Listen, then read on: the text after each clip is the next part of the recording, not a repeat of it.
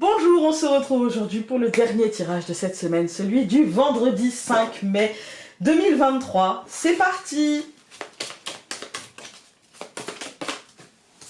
Encore caducée, mais moi je veux bien, il n'y a pas de souci. Hein. Caducée, elle vient quand elle veut. C'est la guérison encore une fois. Ah, on a caducé et le savoir. Ah, il y a un petit côté compréhension aujourd'hui. Je dirais que c'est plutôt une libération mentale qu'une libération, enfin qu'une guérison physique ou même émotionnelle. Là, je dirais qu'on est sur du concret, de la rationalité. En fait, je m'accroche à la réalité, j'étudie les choses, je les regarde telles qu'elles sont. Voilà, et pas peut-être telles que je voudrais les voir. On a le champignon, ouais, c'est vraiment ça, c'est la rationalité. Je vais pas me laisser influencer par ce qui est beau, ce qui est bien voyant, mais peut-être que je vais me servir de ce qui est voyant, comme le champignon.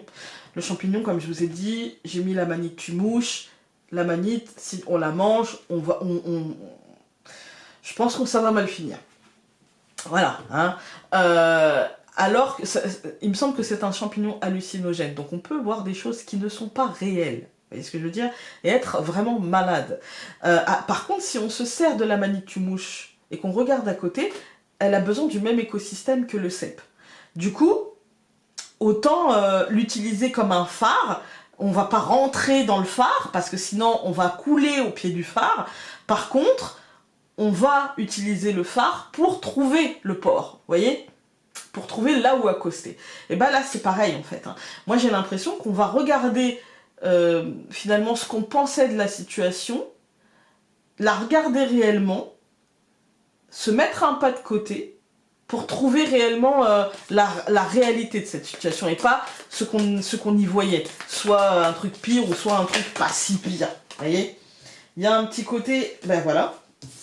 On a une carte qui s'est retournée dans toutes celles qui sont tombées. C'est le pendule, il y a un petit côté équilibre, en fait. Hein. Il y a un petit côté recherche d'équilibre, recherche de justesse. Pas de justice. Attention. Attention. On n'est pas sur une recherche de justice. On est sur une recherche de justesse, parce que la justice, le problème c'est que chacun a sa notion de la justice, si vous voyez ce que je veux dire.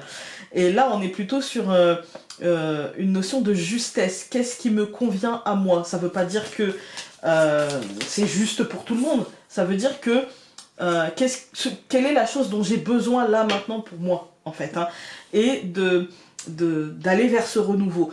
Pourquoi je fais ce distinguo, c'est que parfois la justice qui est le bien commun pour tout le monde, la même chose, vous voyez, c'est l'égalité, la justice, c'est pas forcément l'équité, d'accord? L'égalité c'est pour tout le monde pareil, l'équité c'est quel est mon besoin et comment je peux accéder à ce besoin en sachant que mon voisin n'a pas le même, que mon compagnon n'a pas le même, que mes enfants n'ont pas le même. Vous voyez? Et donc il y a ce côté-là, il y a ce côté équilibre. Par exemple, dans un schéma amoureux, monsieur et madame, ou madame et madame, ou monsieur n'auront pas toujours le même besoin au même moment. Il s'agit de pouvoir exprimer son besoin en sachant que l'autre y répondra avec ses propres capacités. C'est-à-dire que moi, dans mon cas, je ne veux pas demander à mon mari s'il te plaît, deviens l'homme le plus romantique du monde, en sachant que bah, c'est compliqué pour lui. Quand romantisme, c'est pas... Voilà. Ça veut pas dire qu'il n'est pas tendre, mais ce que moi j'y mets derrière le mot romantisme, eh ben, c'est trop pour lui. Vous voyez? Donc il fait des efforts, mais il faut aussi que je tienne compte de sa capacité. D'accord? Donc c'est pareil dans tous les domaines en fait. Hein. Par exemple, on va prendre un domaine complètement différent. Si je prends par exemple le domaine professionnel, aujourd'hui, il y a l'idée de la situation que moi je vois, la situation que moi, avec ma grille de lecture, je perçois, d'accord, dans un moment où il y a un recommencement, on voit recommencement, renouveau, je m'attarde pas, c'est qu'on est sur un moment, vous l'aurez compris, au mois de mai, où il y a des choses qui bougent. D'accord? Donc recommencement, renouveau, c'est la même chose. Ça veut dire qu'il y a des choses qui se transforment, qui bougent. Moi, dans ce renouveau, ce recommencement, j'y vois, avec ma grille de lecture, un truc. Mais si je mets un pas de côté, et si j'essaye de trouver la justesse, parce que j'y vais aussi avec mes frustrations du boulot, avec mes envies du moment. Vous voyez, j'y vais avec qui je suis. Et donc si je fais un pas de côté, eh bien en étudiant la situation un peu plus rationnellement et concrètement, et en ne cédant pas à la manie tu mouches, mais plutôt en cherchant le cep, en se disant ok d'accord, pas de côté, je ne cède pas à ce qui brille, c'est pas, voilà, je vais à ce qui peut être utile. Si je m'en tiens aux faits et à ce qui est utile dans la situation, eh bien je trouve la justesse. Pas forcément la justice, mais la justesse. Voilà. On va regarder avec les cartes hôtel aujourd'hui. Vendredi. Eh ben voilà. Lita, on a le solstice d'été. C'est pour moi c'est le solstice. Je vais y arriver. Le solstice d'été, donc c'est 21 juin, c'est la fête de la musique en fait. On est sur le début de la floraison de quelque chose. On est sur le début de la fructification des choses. Mais on est aussi sur le pas de côté. Parce que qui dit fructification dit aussi... alors là, c'est le côté jardinière qui va vous parler. Mais au printemps, on se méfie des limaces. Et en été, on se méfie des guêpes. Vous voyez ? Donc, on essaie de faire en sorte que y ait assez pour tout le monde. C'est pas qu'on veut pas qu'ils mangent, mais c'est qu'on veut pas qu'ils ratissent tout, quoi. Hein, voilà. Il y a une espèce d'équilibre, encore une fois. Et c'est une phase de transition. Le solstice, c'est une phase de transition où on essaie de faire attention un petit peu aux choses, je dirais. Mais comme dans toute phase de transition. Hop, on va regarder... C'est la lumière aussi, hein. Le solstice d'été, c'est la lumière. On a l'ours et le trèfle. Peut-être chance financière aujourd'hui. Pour certains. Je coupe le soleil et la croix. C'est une fin, mais une fin lumineuse. Une fin, je dirais, joyeuse. Une fin... moi, le mot qui me vient, c'est juste, en fait. Hein. Une matérialisation qui met fin à quelque chose, mais en justesse.